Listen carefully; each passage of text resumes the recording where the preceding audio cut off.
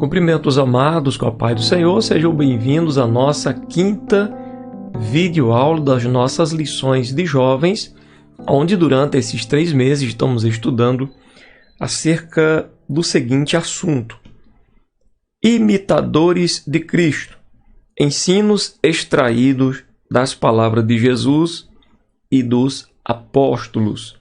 E a nossa lição de hoje nos fala que quem segue a Cristo anda na prática do perdão e do amor. Nós temos um texto principal aqui em Mateus 18, versículo 27, que nos fala da seguinte forma: Então o Senhor daquele servo, movido de íntima compaixão, soltou-o e perdoou-lhe a dívida. O resumo geral da nossa lição nos fala que a prática do perdão é condição fundamental para a vivência do cristianismo. Cristianismo sem perdão não pode ser chamado de cristianismo, já que essa palavra cristianismo provém de Cristo e Cristo é amor em toda a sua plenitude. Os objetivos da nossa lição de hoje é explicar a parábola do credor incompassivo, saber a respeito das consequências do perdão e compreender a respeito do amor de Deus. Na Bíblia, nós temos alguns exemplos da manifestação do amor de Deus e também do perdão através da pessoa de Jesus. Podemos ver em Mateus capítulo 9, versículo 2 ao 8, de que Jesus perdoou o paralítico que foi levado em uma cama antes de curá-lo. Em João 8, verso 3 ao 11, a mulher surpreendida em adultério é levada aos pés de Cristo. Aquelas pessoas que a levavam tinham o propósito de pegar Jesus em contradição e estavam preparados para matar aquela mulher, mas queriam que Jesus fosse aquele que desse o veredicto de condenação para ela. E o texto bíblico mostra de que Jesus a perdoou. Em Lucas, capítulo 7, versículo 44 ao 50, fala de uma mulher que ungiu os pés do Senhor Jesus com perfume. Uma mulher que também era pecadora e Jesus demonstra aí o seu amor perdoando. Em João 18, verso 15, nós temos o exemplo da negação de Pedro, quando Pedro nega o Senhor Jesus, nega que o conhecia, e Cristo Jesus também o perdoou. Nós temos outro exemplo de perdão acerca daquele ladrão da cruz, aquele ladrão que estava à direita do Mestre, que pediu para Jesus lembrar dele no seu reino, e ele disse que ainda hoje aquele ladrão estaria com ele no paraíso. Ou seja, Jesus libera o perdão para aquele homem. Nós temos também um último exemplo colocado aqui, acerca daqueles que o crucificaram, quando ele exclama na cruz dizendo: Pai, perdoa porque eles não sabem o que estão fazendo. Nosso texto bíblico para ler em sala de aula, estaremos lendo aqui também, são apenas 5 versículos, Mateus 18, 31 ao 35. Vendo, pois, os seus conservos o que acontecia, contristaram-se muito e foram declarar ao seu senhor tudo o que se passara. Então o seu senhor, chamando-o à sua presença, disse-lhe: Servo malvado, perdoei-te toda aquela dívida, porque me suplicaste. Não devias tu igualmente ter compaixão do teu companheiro, como eu também tive misericórdia de ti? Indignado o seu senhor o entregou aos atormentadores, até que pagasse tudo o que devia. Assim vos fará também meu Pai Celestial, se do coração não perdoardes cada um a seu irmão as suas ofensas. Isso é cristianismo. Isto é ser cristão. Isto é servir a Deus. É obrigação nossa perdoar o nosso irmão as ofensas que ele porventura tenha nos causado. É dever. quando perdoamos alguém que nos ofendeu, não estamos fazendo nenhum favor para Deus. Pelo contrário, os primeiros favorecidos fomos nós. Nós fomos os primeiros favorecidos e agora temos o dever de também favorecer ao outro e ter compaixão do outro, já que Deus, na sua infinita misericórdia, teve compaixão de nós e enviou o seu Filho para morrer na cruz em nosso lugar. Nossa introdução nos fala da seguinte forma: nossa sociedade está espiritualmente adoecida. Um sintoma desse quadro terrível é a falta de amor profeticamente anunciado por Cristo. E a expressão máxima dessa carência de amor está na promoção da vingança em detrimento do perdão. Quer dizer, o que nós já podemos extrair desta primeira colocação da nossa introdução? Em primeiro lugar, nossa sociedade está doente. Eu não estou apontando o dedo para alguém dizendo você está doente. Não, nossa sociedade, de um modo geral, está doente. Como podemos saber que há essa doença? O sintoma da doença é a falta de amor. Essa falta de amor que foi predita por Jesus. Jesus disse que ia chegar o tempo em que o amor esfriaria. O resultado do esfriamento do amor, vingança. Por que vingança? Porque como não há amor, então também não há perdão. E se não há amor nem perdão, o que resta? Vingança, um desejo de vingança, um desejo de fazer justiça com as próprias mãos, né? O amor verdadeiro se materializa em atos de perdão, que se recebe e que se doa. Nós recebemos o perdão, nós doamos também o perdão. E com isso, saramos. Isso faz muito bem para cada um de nós. Quando perdoamos, nós ficamos mais crentes, mais cristãos, mais autênticos, mais perto de Deus. Então, para termos uma transformação social, precisamos estabelecer o perdão como princípio fundamental das relações interpessoais. Como é bom quando a gente consegue ter uma boa relação interpessoal. Isso só é possível quando há amor. Primeiro tópico, uma parábola sobre a graça imerecida. Talvez alguém diga, não, pastor, mas o que foi feito comigo, essa pessoa não merece perdão. Verdade? Verdade. Assim também como você não merece perdão, como eu não mereço perdão pelos meus erros, pelas minhas faltas, pelas minhas falhas, pelos meus pecados. Eu também não mereço perdão. E o Senhor em Cristo Jesus nos perdoou de todo pecado. De todo pecado, absolutamente. Então não é questão de merecimento, né? Primeiro subtópico. A dívida era impagável do ponto de vista humano. A primeira parte da parábola do credor incompassivo desnuda a miserável condição de toda a humanidade. Observe o detalhe. Toda a humanidade estava num estado miserável. Mas por quê? Talvez alguém do outro lado diga, eu não, Deus me guarde, que isso, estado miserável, não. Deixa eu te falar por quê. Porque éramos todos devedores de um débito impossível de ser quitado, de ser pagado. É dentro desse contexto, desse entendimento, que todos nós nos encontrávamos em um estado miserável. Por quê, pastor? Porque nós estávamos caminhando para uma condenação eterna. Se não fosse a graça de Deus, se não fosse a misericórdia, o favor divino, todos de comum acordo pereceríamos. Aonde vemos a manifestação do amor de Deus? Na pessoa de Jesus. Na sua graça que nós não merecíamos. Então, o domínio do pecado sobre nós era algo total, era pleno. Portanto, por si mesmo, isto é, por seus méritos ou estratégias, a humanidade jamais conseguia romper o ciclo maldito de escravidão e repetição do mal.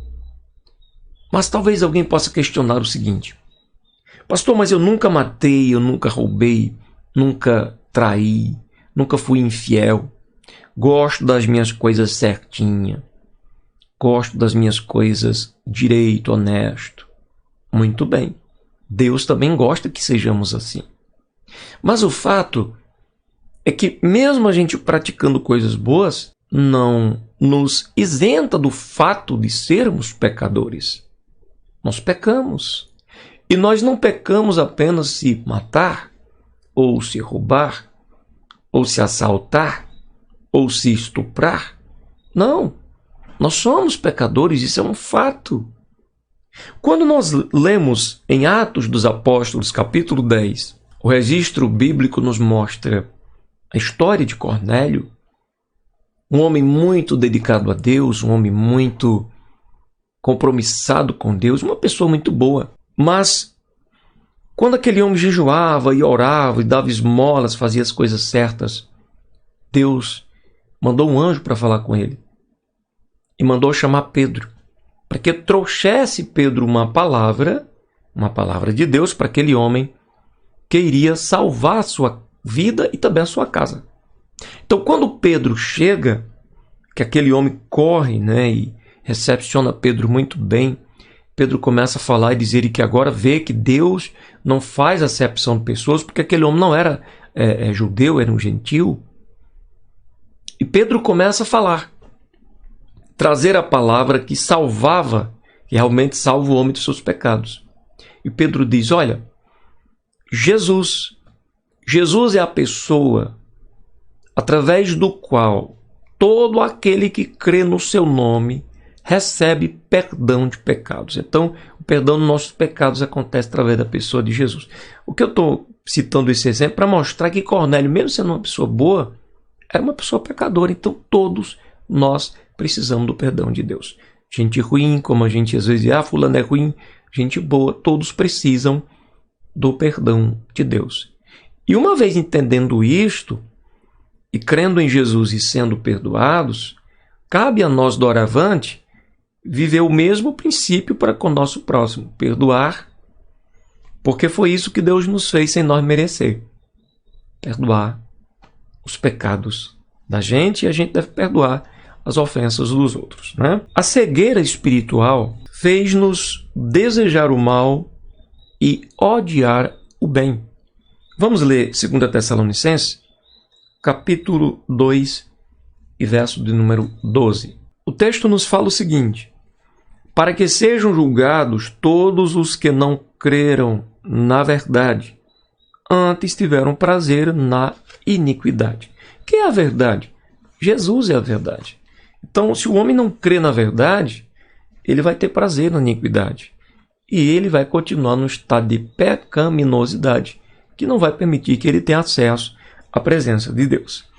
Então, nos comportávamos de maneira tola, com uma arrogância típica de quem está tão perdido e que não sabe nem por onde se quer começar. Somente uma intervenção deliberada e graciosa de Deus poderia oportunizar um futuro diferente, poderia nos dar uma oportunidade de um futuro diferente. Em vez de inferno, céu. Em vez de perdição, salvação. É isso que todos os filhos e filhas de Adão precisam. E Deus graciosamente nos concedeu isso. A boa notícia de Cristo é exatamente esta: o perdão nos foi concedido por quem, em primeiro lugar, havíamos ofendido em todos os nossos atos pecaminosos. Ou seja, o perdão nos foi concedido pelo próprio Deus. Era Ele que nós tínhamos ofendido desde Adão até hoje. Todo ser humano ofende a Deus. Mas o que é mais lindo e maravilhoso em tudo isso é que Deus ama conceder-nos o perdão dos nossos pecados. Que da mesma forma nós possamos perdoar aqueles que nos ofenderam. Não foi o pedido desesperado, veja como isso é interessante. Não foi o pedido desesperado do devedor que mudou o estatuto espiritual em que ele vivia. O que mudou o estado daquele homem da parábola que devia muito para aquele rei? A generosidade, a bondade e a compaixão daquele rei foi que mudou a vida daquele devedor. Entende? Como está escrito aqui na nossa lição. Não foi o pedido desesperado do devedor que mudou o estatuto espiritual em que ele vivia. Foi o bondoso coração do rei do universo. Quer dizer, no nosso caso, o que mudou a nossa vida? Foi o nosso pedido desesperado de perdão? Fomos nós que corremos a Deus? Não foi Deus que nos procurou. Entende? Foi o Senhor com seu coração bondoso que nos perdoou em Cristo Jesus. Segundo subtópico, a compaixão de Deus. Essa é a fonte de toda a esperança que devemos ter na vida. A grande compaixão divina que não nos mede por nossos atos inconsequentes cometidos sob o controle do maligno, mas nos olha a partir da ótica do amor. Só esclarecendo que esse texto não está querendo dizer que eu tenho liberdade para continuar praticando o mal. Não é isso. O texto está dizendo que Deus não nos mede pelos nossos atos inconsequentes. Ou seja, quando nós vivíamos alheios à vontade de Deus, distanciados do entendimento da sua verdade, desconhecedores, nós desconhecíamos o Senhor, não conhecíamos o Senhor, a gente vivia praticando todo tipo de maldade. Então, quando Deus nos busca e nos encontra, Ele não nos trata conforme nós merecemos, mas Ele nos trata com amor, nos oferecendo Cristo, seu Filho, para que nele sejamos perdoados. Então, é a compaixão de Deus em ação. E que louvemos ao nosso Criador, que mesmo sendo o soberano do universo, se permite comover diante de nossos sofrimentos e angústias. Essa é a óbvia conclusão a que chegamos ao analisar a parábola do credor, sem misericórdia. Somente um Deus rico em misericórdia poderia tratar aqueles que não tinham valor algum como pessoas dignas de respeito, atenção e perdão. Essa é a vida que Ele preparou para nós, uma existência de restauração, liberdade e compaixão. Se nós fomos restaurados, se nós somos pessoas livres, então nós devemos ser também pessoas cheias de compaixão pelo nosso próximo, porque nós entendemos, ora, eu só estou de pé porque Deus me colocou de pé. Eu só estou bem porque Deus me fez ficar bem, perdoando os meus pecados. Da mesma forma, devo eu perdoar aqueles que me ofenderam, exercendo a prática do amor cristão e também a prática do perdão. Terceiro subtópico, o reino dos céus como lugar de vivência do perdão. Deus nos convida para uma experiência plena de perdão. O coração do Senhor está voltado para nos oferecer uma vida na qual a misericórdia seja uma constante e não apenas um pico de emocionalismo. Porque eu não sinto, então eu também não perdoo. Eu não estou sentindo, também não. Mas o fato que a lição nos chama é que, uma vez perdoados por Cristo, devemos estar prontos a exercer misericórdia. Não devemos nos deixar viver no mundo do emocionalismo, até porque as emoções passam, a realidade permanece. Quando aquele homem da parábola saiu da presença do seu Senhor, não havia mais nada a dever. Seu Senhor perdoou tudo. Nenhum tipo de débito passado que seria cobrado no futuro. Nada, foi pago tudo. Essa é a marca inconfundível do perdão do nosso Deus. Deus perdoa e não lembra do que nós fizemos de errado no passado. Ele tem o poder de mudar nossas vidas, mas isso não se realiza de modo automático, arbitrário, à revelia daquele que foi perdoado. Nosso desafio diário é viver o perdão divino em todos os níveis e em todas as formas de nos relacionarmos. Compreendamos então que o amor que foi manifesto na cruz do Calvário tem poder de nos salvar por meio do perdão, porque se Deus não tivesse condições de nos perdoar, estávamos todos perdidos, todos completamente. Porém, nos salva para uma trajetória que se constitui para a glória de Deus. Deus nos salva, nos perdoa e nos dá poder para viver essa nova trajetória. Não uma trajetória de mágoas e amarguras e revoltas, mas uma trajetória de perdão e de amor. Se por uma decisão pessoal inconsequente resolvemos praticar de modo sistemático e deliberado algo que não espelha a graça e o perdão divino, rompemos nosso relacionamento com Deus e voltamos à condição de miseráveis rebeldes. Precisamos permanecer da forma que Deus nos chamou para sermos, ou da forma que Deus nos chamou para viver. Na verdade, não podemos achar de que Deus nos perdoou em Cristo e agora eu posso viver uma vida inconsequente. Não.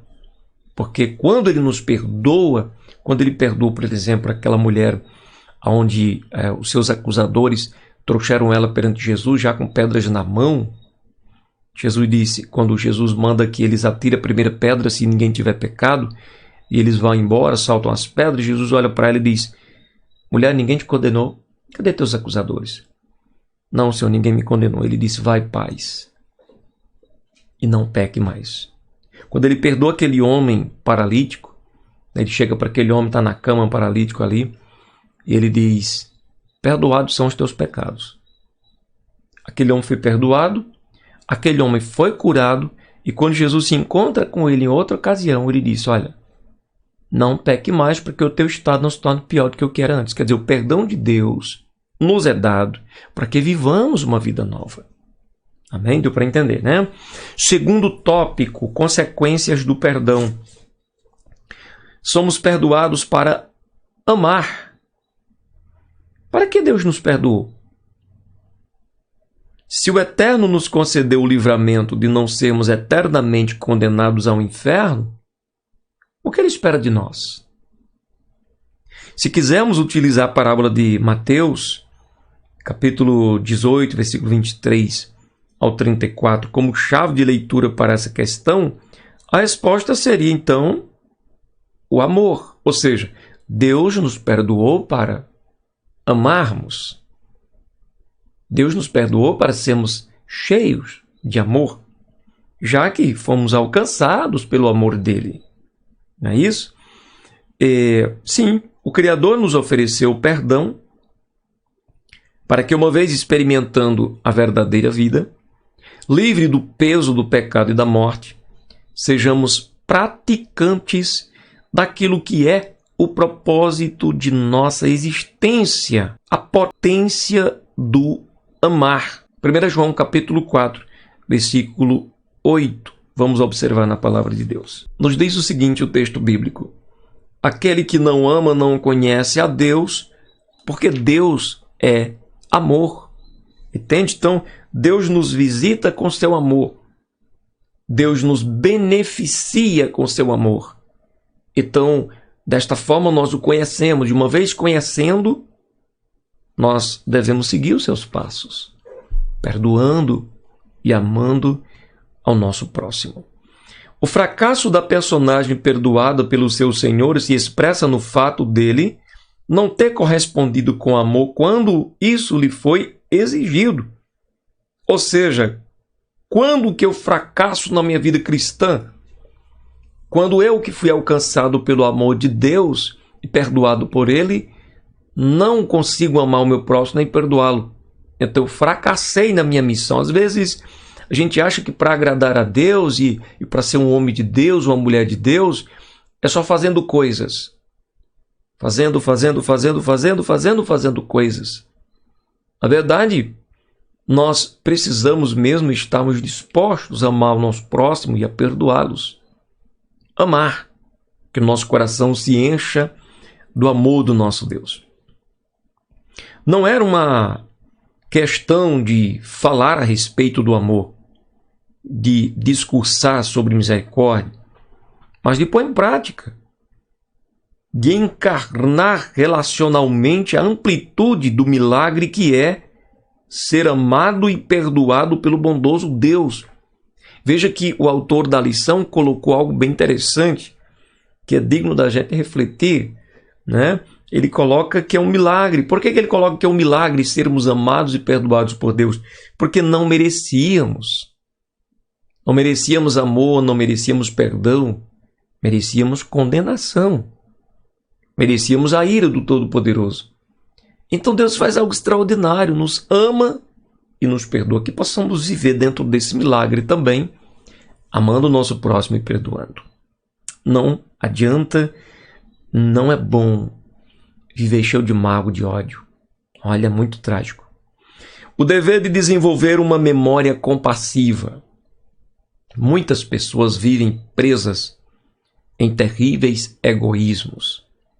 Gente que quer ser tratada com o máximo de paciência possível, mas não é capaz de fazer o mesmo com os outros. Isso é egoísmo. Pleno egoísmo. Eu quero ser bem tratado, mas eu não trato os outros. Eu quero ser respeitado, mas eu não respeito os outros. Eu quero ser amado, mas eu não amo. Quero ser perdoado, mas não perdoo.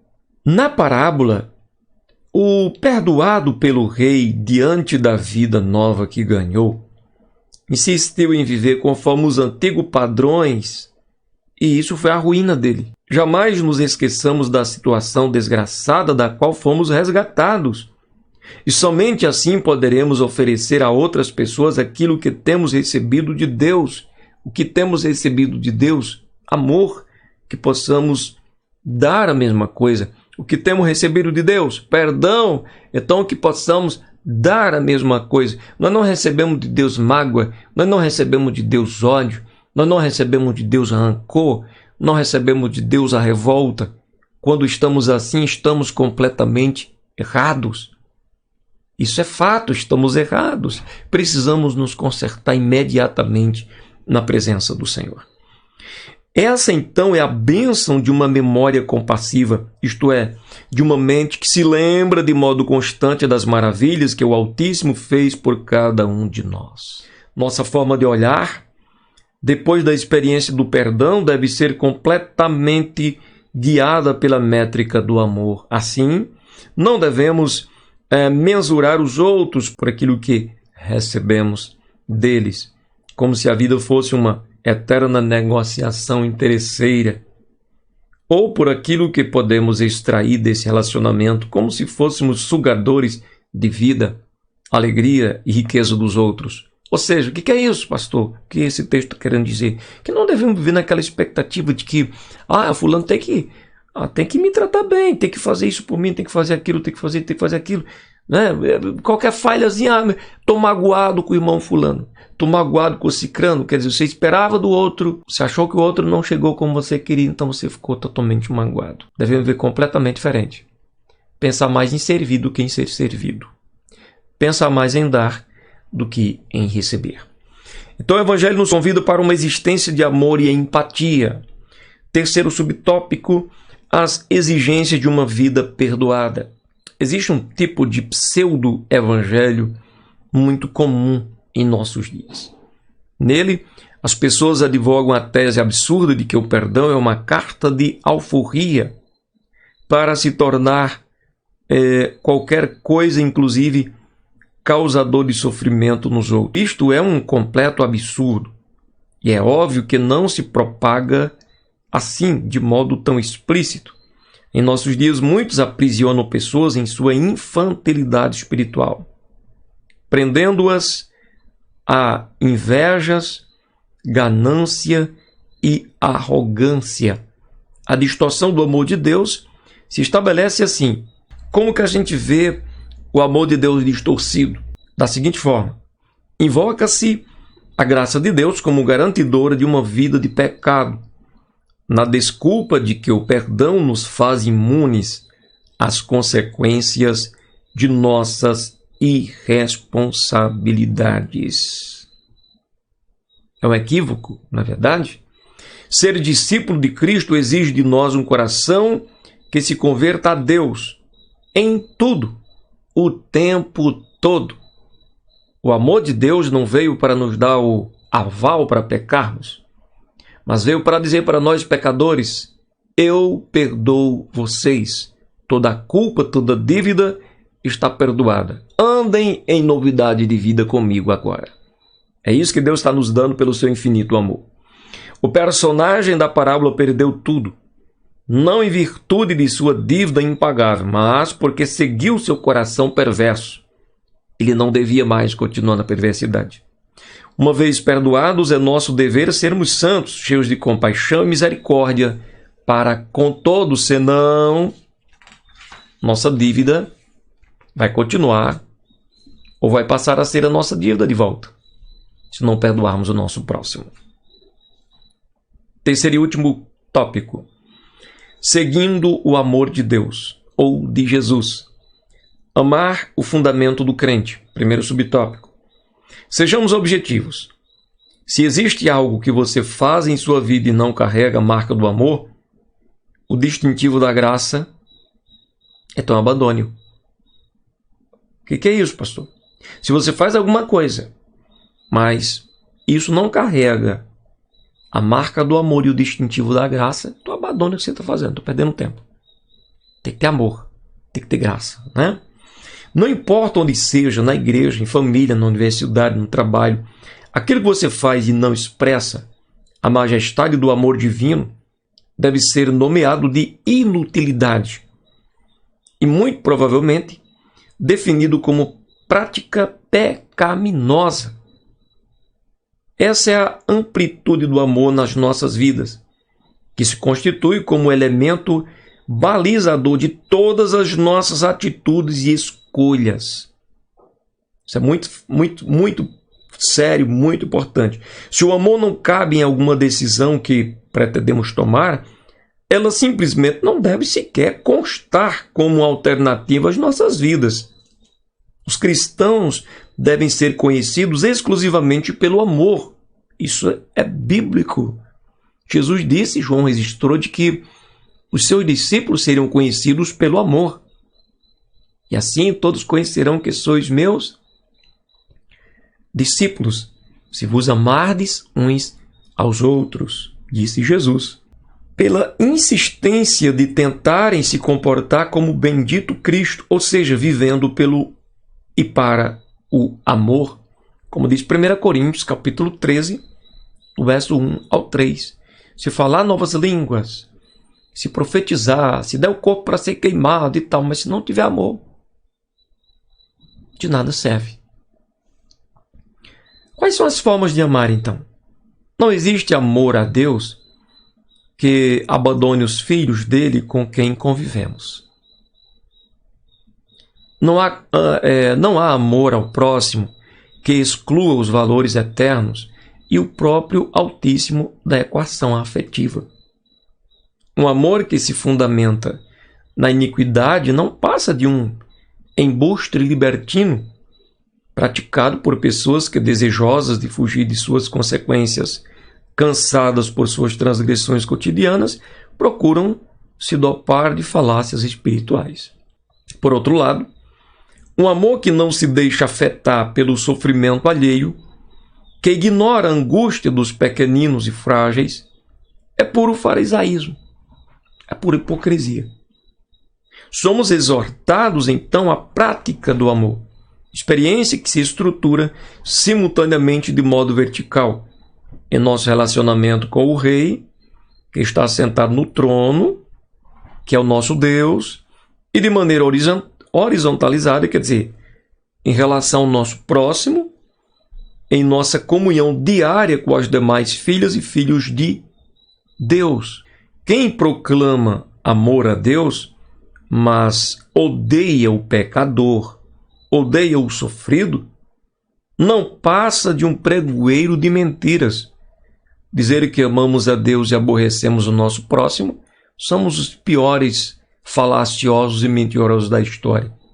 Precisamos então viver nosso amor vertical, quer dizer, o nosso amor para com Deus, para que tenhamos condições de vivermos um amor horizontal, quer dizer, um amor para com o próximo, um amor para com aquele que Deus ama, porque Deus ama a todos. O amor, comunidade, dualidade e multiplicidade. Lembremos-nos de que a narrativa do Evangelho de Lucas, a discussão sobre o primado do amor é enriquecida com a célebre parábola do bom samaritano. Nesta imagem bíblica fica bem claro que os contemporâneos de Jesus conseguiam compreender bem a natureza singular do amor ao Deus único de Israel. E também eram capazes de entender a natureza dual do ágape divino, que se expressa na certeza pessoal de que cada um de nós tem de ser amado. Em resumo, entendemos o amor como experiência única com o único Deus, mas também como vivência relacional, ao sermos individualmente tocados pela graça que nos ama. Este é o problema central da parábola. Restava saber quem era o outro, o próximo a ser amado. É neste momento que Jesus condena todos os exclusivismos, pois o próximo é digno do genuíno amor que vem do Redentor. Portanto, deve ser todos, independente de sua ascendência étnica, condição social, erros pregressos ou estado atual. Quem então deve ser o nosso próximo? Todos. Todos aqueles que necessitar da sua ajuda, do seu perdão, do seu amor, esse é o nosso próximo. Então nós terminamos esta lição concluindo dizendo que o cristianismo não é um exercício teórico, não é teoria. O cristianismo é prática.